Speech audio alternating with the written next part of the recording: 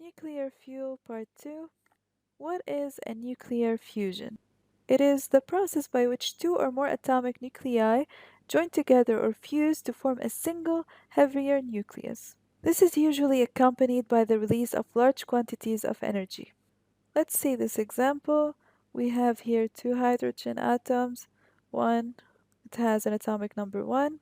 One atom has an atomic mass 2, which means it has one proton and one neutron, and one hydrogen atom has atomic mass 3, which means it has one proton and two neutrons.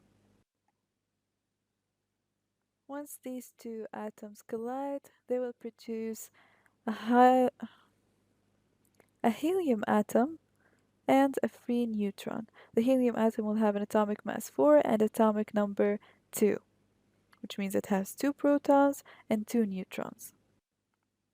So here we have a free neutron of atomic mass 1 and the helium has atomic mass 4, which add up to 5, because if you notice that the two hydrogen atom, one had an atomic mass of 2 and the other had an atomic mass of 3, which add up to 5 also, and the atomic number was 1.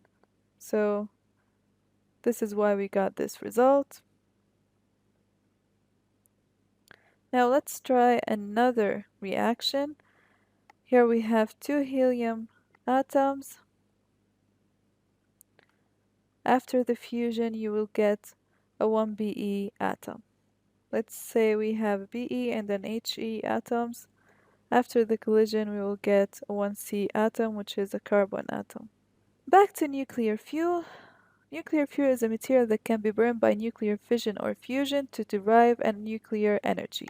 That is what we mentioned in the previous tutorial. So now we have covered nuclear fission and fusion. Let's see what is a nuclear fuel. Nuclear reactors use uranium to produce energy.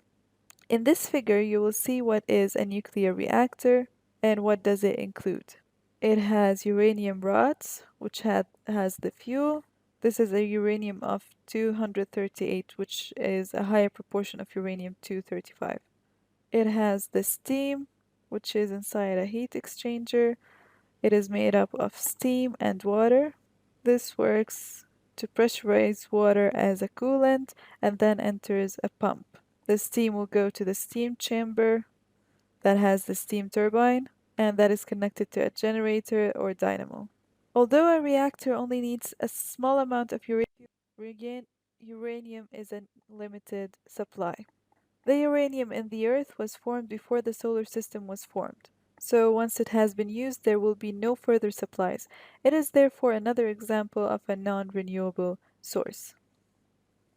Power generated from nuclear processes has the advantage of being clean. It is clean because the process does not involve the production of greenhouse or other pollution gases. The cost per unit of electricity is very low, but nuclear power stations are expensive to build. The disadvantages of nuclear power are the risk of accidents and the problems of disposal of radioactive material once a power station is finished with.